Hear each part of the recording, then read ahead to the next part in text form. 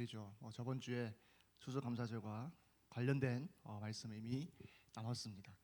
저희는 하나님이 주신 복들을 또 추수감사절이니까 또 먹는 것도 다 하나님이 주셨다라는 믿음으로 또 한 해 하나님이 주신 은혜를 기억하면서 또 이렇게 하나님께 감사드리는 날이 또 경배드리는 날이 추수감사절입니다. 그래서 성경에 보면 하나님의 추수는 좀 다른 개념입니다. 하나님이 월추수하십니까? 영혼들을 하나님이 추수하십니다. 그러니 추수할 것은 많은데 추수할 사람이 없다라고 하죠. 농사꾼의 적다라는 말씀입니까? 아니죠. 제자들처럼 밖에 나가서 그 영혼들을, 예수 그리스도의 복음이 필요한 영혼들을 찾아서 그 영혼들에게 말씀을 증거하고 또 이들을 구원 얻게 하는, 도와주는 이 요원들이 부족하다는 말씀이시죠. 예수님이 이 땅에 오셨습니다. 왜 오셨습니까?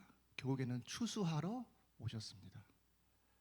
본인 죄에서 완전히 망하고 그곳으로부터, 그 죄로부터, 그 사망의 권세로부터 빠져나올 수 없는 영혼들을 구원하시기 위해 추수하러 예수님이 이 땅에 오신 것입니다. 그러고 추수하러 오셔서 처음으로 선포하신 말씀이 무엇입니까? 회개하라, 천국이 가까이 왔느니라. 예수님은 애초에 이 회개하지 않는 영혼들에게 말씀하신 것입니다. 천국이 가까이 왔는데 그것을 알지 못하는 영혼들에게 말씀하신 것입니다. 천국이 가까이 왔으나 그것을 알아보지도 못하고 들어가지도 못하는 영혼들에게 예수님이 선포하신 것입니다. 회개하라, 천국이 가까이 왔느니라. 물론 이전에 세례 요한이 이 말을 했죠. 똑같이 말합니다. 마태복음을 보면 한자도 틀리지 않게 회개하라, 천국이 가까이 왔느니라. 회개하라, 천국이 가까이 왔느니라. 상황적으로 보면 세례 요한이 회개하라, 천국이 가까이 왔느니라라고 말하면 문자적으로 해석할 수가 있겠죠. 왜냐? 진짜 이 천국의 주인 대신, 천국은 참고로 장소의 개념이 아닙니다. 하나님의 통치가 주된 의미입니다.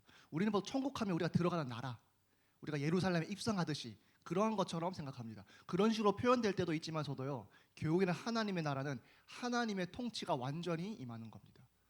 또 통치만이 임하는 겁니다.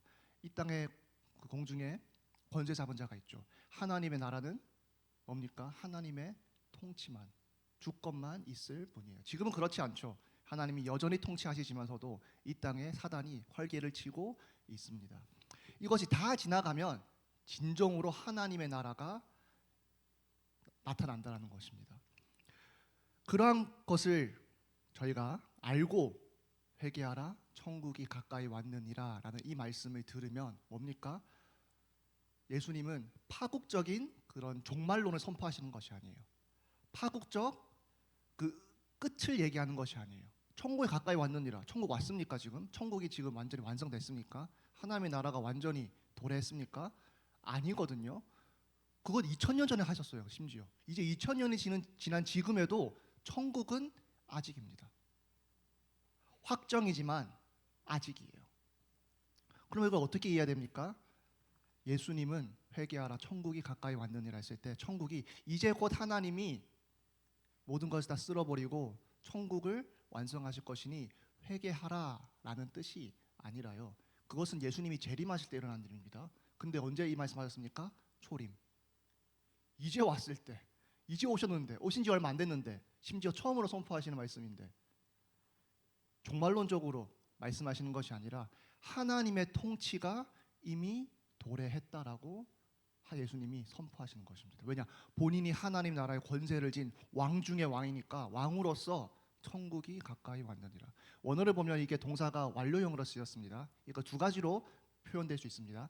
가까이 왔다, 아주 임박했다, 아주 코앞까지 왔다, 이런 뜻이죠. 아니면 이미 도래했다. 세례 요한이 썼을 때 진짜 가까이 왔다예요. 상황적으로. 왜냐? 메시아의 왕 중의 왕이신 예수 그리스도의 길을 준비하는 사람이니까. 레드카펫으로 치면 레드카펫 까는 사람이에요. 이제 곧 오십니다. 레드카펫 까는 거예요. 그러니 진짜 가까이 왔다라는 의미겠죠. 그리고 예수님이 오셔서 똑같이 말씀하십니다. 회개하라, 천국이 가까이 왔느니라. 뭡니까? 이제 하나님의 통치가 시작됐다라는 거예요. 완전히 완성형은 아니지만 이제 실질적으로 예수 그리스도께서 이 땅에 오셔서 이 땅에서 하나님의 통치가 이제 시작됐다라는 거예요. 그래서 뭐 하셨습니까? 예수님이요, 병든 자 치유하시고요, 귀신 쫓으시고요, 결국에는 용서가 필요한 영혼들을 위하여서 십자가에 죽으시고 부활하셨습니다. 그러니 회개하라, 천국이 가까이 왔느니라. 뭡니까? 이제 하나님의 통치가 시작되었으니, 그리고 계속 될 것이니, 그리고 전체적으로 보면 뭡니까? 결국에는 완성되어서 진짜 천국이 올 것이니 회개하라고 예수님이 말씀하시는 거예요.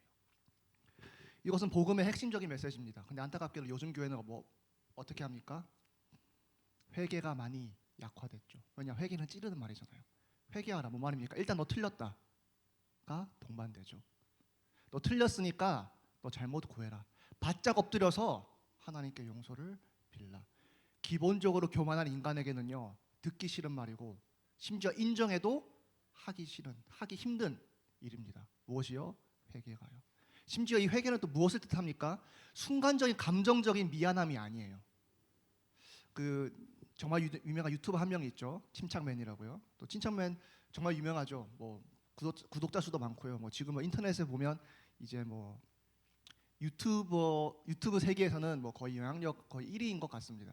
그 침착맨 보면 참 재밌어요. 사람이 재밌고 상상력이 뛰어난 그러한, 원래 웹툰 작가였잖아요. 그림 그리던 사람이다 보니까 말도 되게 재밌게 하고요.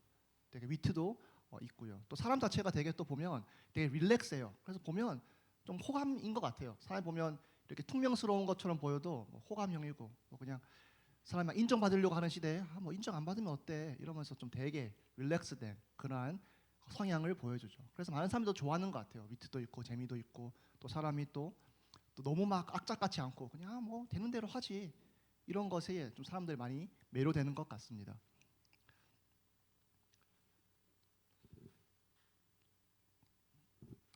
근데 그 사람이 이제 회개하라, 천국에 가까웠느라 했잖아요. 그 사람이 아니라 예수님이요. 순간적인 감정의 미안함이 아니라고 했습니다. 그래서 뭐 유튜브 보니까요, 이제 자식이 이제 부모에게 좀 잘 못할 때가 있잖아요. 사실 커가면서 이제 이것이 보여질 때가 있어요. 어렸을 때 몰랐는데 크고 나니까 참 내가 어머니에게 아버님에게 참 못했고, 마음은 그렇지 않은데 알고 있었음에도 불구하고 순간적으로 투명하게 얘기하고, 순간적으로 뭐 더 잘할 수 있었는데 외면하고, 또 지나고 보니까 이게 막 깨달아지는 그런 시기가 있다라는 거예요. 나이가 들면 들수록 그때 미안함이 확 감정적으로 이렇게 밀려올 때가 있죠. 그때 사람들이 좀 울기도 하고, 아이고 내가 너무 못했네, 아버님한테 어머님한테, 그때 내가 또 엄마한테 이런 말 했는데 참 상처였을 것인데, 참 내가 너무나 못했다, 주신 사랑은 너무나 큰데 나는 너무나 조금이라도 갚지 못했구나, 이런 것이 밀려올 때 사람들이 막 후회하면서 눈물을 흘리고 그런다라는 거예요. 근데 그러면서 침착맨이 한 말이 뭐냐? 그러고 나서 사람은 잘 안 바뀐다. 감정적으로 이렇게 눈물 흘려놓고서도 원래 그대로 바뀌는 경우는 거의 없고 그대로 돌아간다라고 말을 했었어요. 그러면서 한 말이 있습니다. 이게 참 관건입니다. 왜냐? 눈물 흘리는 게 싸게 친대요. 눈물 흘리는 게 싸게 치니까 사람들이 순간적으로 감정적으로 눈물 흘리고 후회하고 해도요, 그러고 안 바꾼대요. 평소에 잘하는 건 힘든데 순간적으로 미안해가지고 눈물 흘리고 후회하고, 아이고 내가 잘못했습니다라고 하는 거는요, 진짜 싸게 치는 거래요. 그 순간 딱 미안하면 해결된 거 아니지만 뭔가 그래도 된 것 같이 사람들이 느낀다고 뭐 생각하나 봐요, 침착맨이. 그래서 그걸 듣고 저는 참 맞는 말인 것 같다. 그러면 진짜 후회하면 그 후로 바뀌어야 되는데, 아니면 조금이라도 바뀌어야 되는데 바뀌는 사람은 많이 없는 것 같고, 그렇다고 해서 순간적으로 후회 안 하는 것도 아니거든요. 그래서 침착맨 이걸 보고 참 눈물 흘리고 순간적으로 후회하고 감정적으로 뭔가 쏟는 게 싸게 치니까 사람들이 그런 식으로 싸게 해결하는 것 같다라고 말을 하더라고요. 여러분, 회개는 그렇게 싸지 않습니다. 순간적으로 하나님 죄송합니다. 인간은 약해서요, 그것도 좋아해요. 왜냐? 평소에는 바뀌기 싫거든요. 평소에는 내 자신을 돌이키기 싫거든요.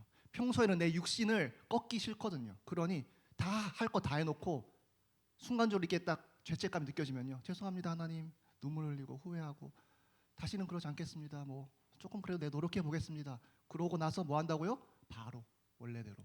왜냐? 그게 편리하거든요. 그게 싸게 치거든요. 여러분, 성경에 말하는 회개는 절대 싸지 않습니다. 절대 싸지 않아요. 하나님이 원하시는 회개는요, 순간적인 위선이 아닙니다. 순간적인 척이 아닙니다. 순간적인 감정이 아닙니다. 하나님은요, 그 감정 이후에 돌아오기를 원하십니다. 실질적으로 그 일상이 바뀌어지시기를 원합니다. 불신자도요, 그거 보고요 딱 말하잖아요. 안 바뀐다. 뭔가 이상한 거다 이거는. 그러니까 싸게 해결한다라고, 하나님 믿는지 안 믿는지 모르겠습니다. 안 믿는 것 같긴 한데, 불신자도 딱 봐도 이게 편리하니까 사람들이 그렇게 한다라고 말하잖아요. 불신자가 봐도요, 순간적으로 이게 하고 그렇게 하지 않은 거는요, 잘못된 거예요. 진정성이 없는 거예요.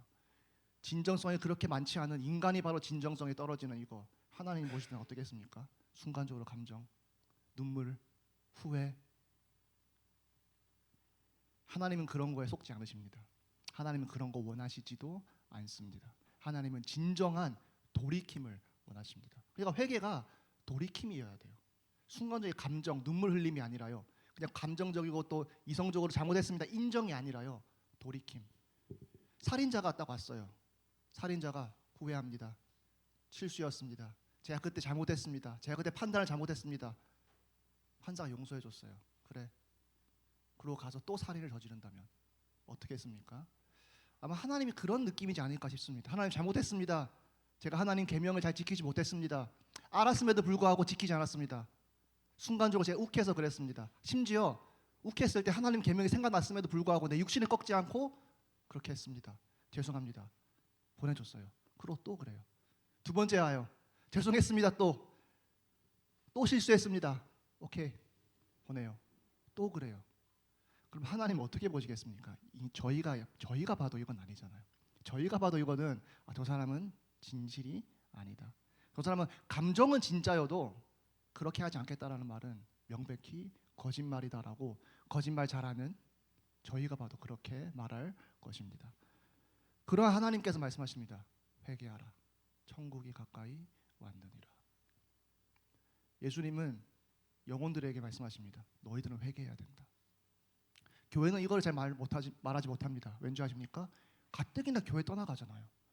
그러니까 교회 입장에서는요, 한 사람을 더 붙들고 싶은 거예요. 붙들고 또 이 자리에 앉혀놓고 하나님의 말씀 듣고 또 그 말씀으로 또 감흥 받아서 또 하나님의 사람으로 더욱더 거듭나기를 원하는 거예요. 믿음을 떠나는 것이 참 그걸 원치 않은 거예요. 그러니 인간적으로 볼 때 뭡니까? 이 사람 감정에 거스르는 말 하기가 참 부담스러워요. 내가 딱 말했는데 이 사람 딱 감정 털어줘서 나 안 해. 가버리면 슬프잖아요. 그러니까 회개하라 라고 말하기가요, 참 힘듭니다. 그러니 많은 교회들이요, 모두가 그렇지 않지만 저도 많은 교회들이 힘주는 말, 위로하는 말, 인본적인 말을 하는 거예요. 왜냐? 사람을 그래도 한 사람을 붙들려면 그렇게 해야 되는 거예요. 그렇게 되면 저는 가장 큰 인본주의자는 하나님이라고 생각합니다.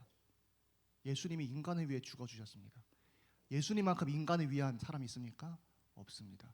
예수님만큼 인간을 사랑한 사람이 있습니까? 없습니다. 하나님 아버지께서 세상을 이처럼 사랑하사 하나밖에 없는 독생자를 주셨다라고 합니다. 하나님 아버지가 독생자가 쌉니까? 아니요. 하나밖에 없는 자식입니다. 그 자식마저 기꺼이 내어주신 거예요. 그 자식은 기꺼이 본인을 내어준 겁니다. 누가 진정한 인본주의자입니까? 누가 진정으로 인간을 위했고 인간을 사랑했고 인간을 구원했습니까? 누가 진정으로 인간을 유익하게 했습니까? 하나님밖에 없습니다. 근데 잘못된 게 있죠. 이 진리 위에 인간이 서는 순간 그 인본주의는 잘못된 거죠. 그래서 교회가 흔히 말하는 인본주의가 이런 인본주의예요. 인간이 진리 위에 있는, 인간이 복음 위에 있는, 그래서 본인의 편의에 따라서 이거는 빼고 이거는 집어넣고, 시대에 맞춰서 이거는 집어넣고 이거는 빼고, 내 상황에 맞춰서 이거는 빼고 이거는 집어넣고, 그러한 인본주의적인 접근이 잘못된 것이지 하나님이야말로 진정으로 인간을 위하셨습니다. 그러한 하나님이 말씀하십니다. 회개하라. 왜냐? 회개하는 것이 유일하게 살 길이기 때문에. 하나님은 값싼 구원 주시지 않으십니다. 순간적인 위로, 그것은 인간도 줄 수 있는 것입니다.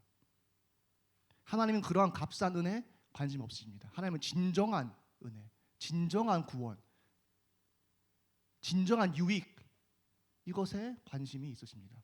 뭐라고 말씀하셨다고요? 너 괜찮아가 아니라요. 너 잘못, 심지어 너 잘못 없어 이런 말도 막 말이 하더라고요. 뭐 너무 위로 중심으로 가다 보니까 뭐 TV를 보니까 뭐 이런저런 얘기가 나오잖아요. 근데 뭐 그래도 사람들에게 희망을 준다고 그래 너 잘못 없어 이런 메시지를 강조하기도 하고요. 그래 서로 다른 거야 이거는 아무도 잘못 없어. 아니, 잘못한 사람이 없대요. 그냥 기본적으로 보면 책임져야 할 사람이 없어요. 서로 달랐던 거고 서로 오해했던 거고 심지어 너 잘못 없어 상황을 잘못한 거야. 내부적으로 잘못 없어 외부가 잘못한 거야. 세상이 너를 힘들게 하는 거야 라는 메시지가 많이 강조됩니다. 물론 세상이 힘들게 하기도 하고요. 물론 다른 사람이 상처 주기도 합니다. 근데 예수님은요 무엇에 집중하셨습니까? 너가 회개하라고 말씀하셨습니다. 너가 회개하라. 너 잘못 없어라고 말씀하지 않으시고요. 너 잘못 있어라고 말씀하신 거예요. 세상에 너 괴롭히는 거야. 너 불쌍한 넌 피해자야. 아니요. 넌 회개해야 될 죄인이라고 예수님이 말씀하시는 것입니다. 예수님이 너무 티스럽습니까 여기에?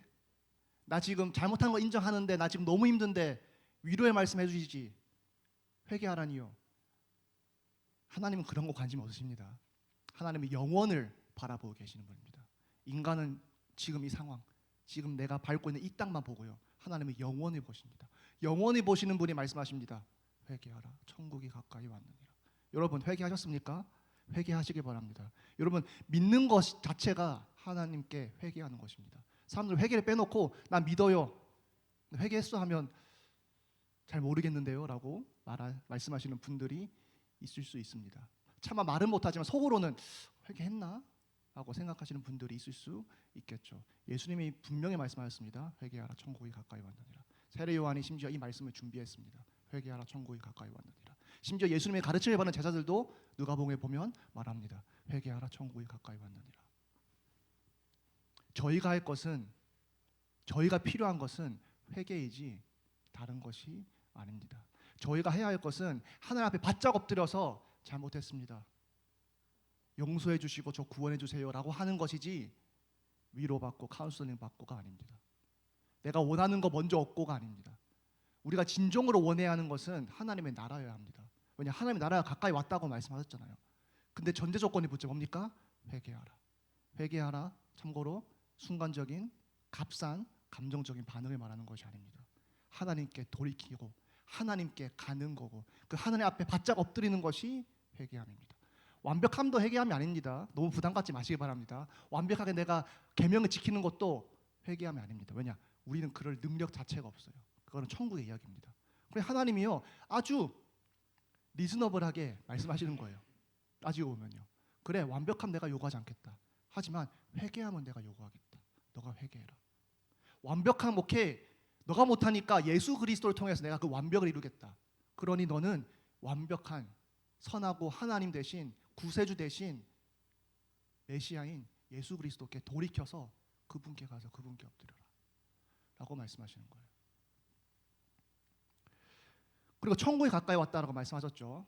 말씀드립니다. 파국적 그 종말만을 말하는 것은 아닙니다. 초림 때 말씀하신 얘기입니다. 재림 때를 얘기하는 거 아닙니다.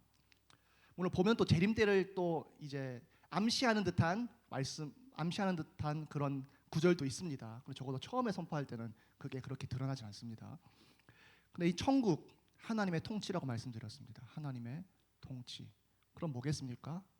회개의 결과가 무엇이어야겠습니까? 죄 안 짓는 것. 오케이, 그거 맞습니다. 다르게 표현하면요. 원문의 의미를 더 드러내는 표현을 하자면요. 회개는 나를 돌이켜서 하나님께로 가서 하나님의 통치에 나 자신을 그 아래에 놓는 겁니다. 뭐라 말씀하셨습니까? 하나님을 사랑하라고 말씀하셨습니다.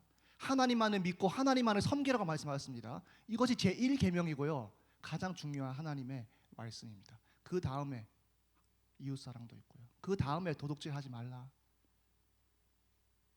남을 미워하지 말라. 간음하지 말라.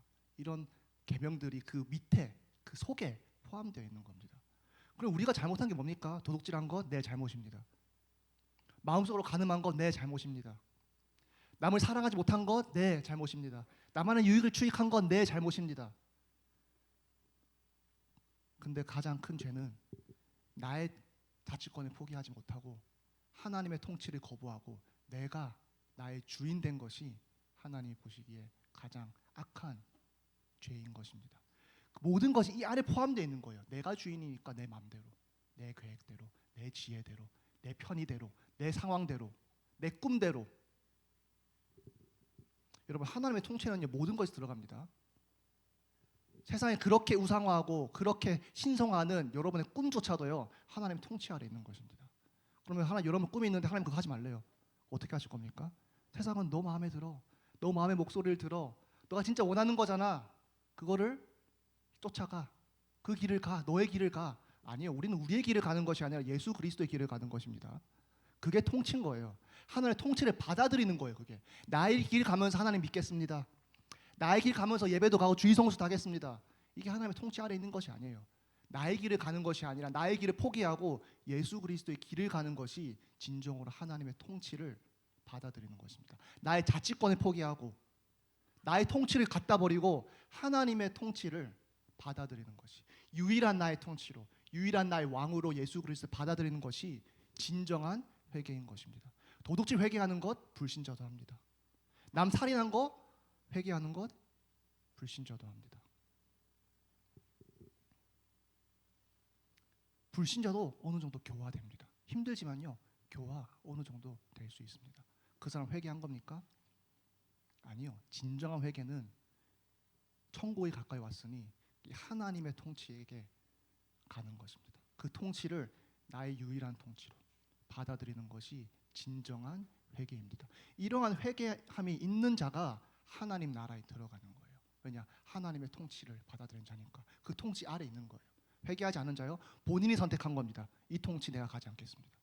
이 통치 아래 나를 두지 않겠습니다. 하나님인 거 인정해도 그 통치 안에 들어가기 싫습니다. 하나님인 거 인정해도 하나님 말씀 듣는 거는 원치 않습니다.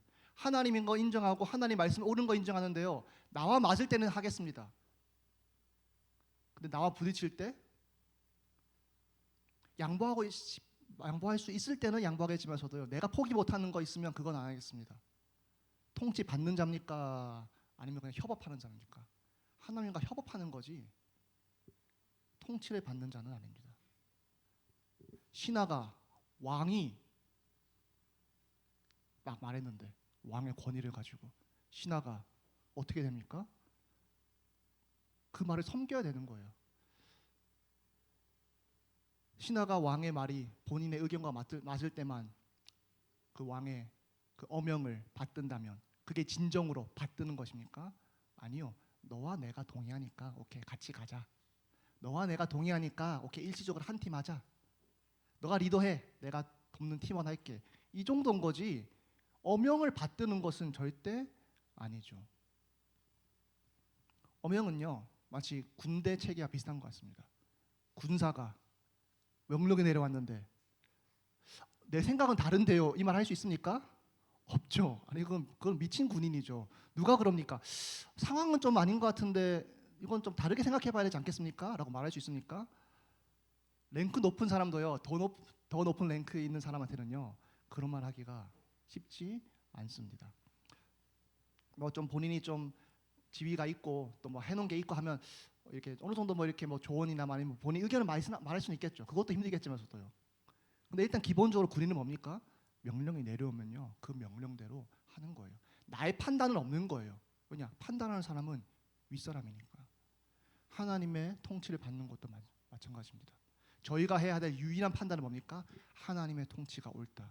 이거 하나입니다. 그 판단 이후에는 뭡니까? 하나님이 판단하십니다. 하나님이 옳고 그름을 알려주십니다. 하나님이 우리가 가야 할 길을 알려주십니다. 하나님이 그 길을 우리가 어떻게 가야 할지도 하나님께서 알려주십니다. 여기서 판단 필요합니까? 아니요. 하나님이 우리 보고 판단하라는 거는 알아서 판단하시고요, 하나님의 판단해 주신 거는 그 판단대로 가는 거예요. 나의 판단보다 하나님의 판단이 위에 있음을 인정하고 그렇게 믿고, 나의 판단보다 하나님의 판단이 더 선하심을 인정하고, 나의 통치보다 하나님의 통치가 더 영원하고 더 훌륭하고 더 옳고 더 선하심을 인정하고 그 통치를 받는 것이 하나님 나라에 들어갈 자입니다. 여러분 어떻습니까? 세례 요한이 회개하라 천국이 가까이 왔느니라. 예수님이 회개하라 천국이 가까이 왔느니라. 제자들이 회개하라 천국이 가까이 왔느니라. 그 제자들의 가르침을 받은 또 성도들이 회개하라 천국이 가까이 왔느니라. 지금 오늘날에도 2000년에도 이 복음은 여전히 그대로입니다. 시대가 바뀌어서도 이 복음은 여전히 복음입니다. 회개하라 천국이 가까이 왔느니라. 여러분 위로도 필요하고 또 기다림도 필요하고 또 도움도 필요하고 뭐 다 많이 필요할 것입니다. 그런데 우리가 가장 필요한 것 회개하라 천국이 가까이 왔느니라. 예수님이 이미 오셨고 이제 재림만을 남겨놓고 있습니다. 여러분 회개하고 또 그 하나님 나라의 그 통치에 들어가는 우리 제자교회 학생부 되었으면 좋겠습니다. 기도하시겠습니다. 아버지 감사합니다. 예수님께서 회개하고 천국에 가까이 왔다라고 주님께서 말씀하셨습니다. 회개한 자만이 또 이 하나님의 나라 또 하나님의 통치에 들어갈 수 있사오니 회개함으로 주님께 나아가는 저희 되게 하여 주시옵소서. 주 예수 그리스도의 이름으로 기도드렸습니다.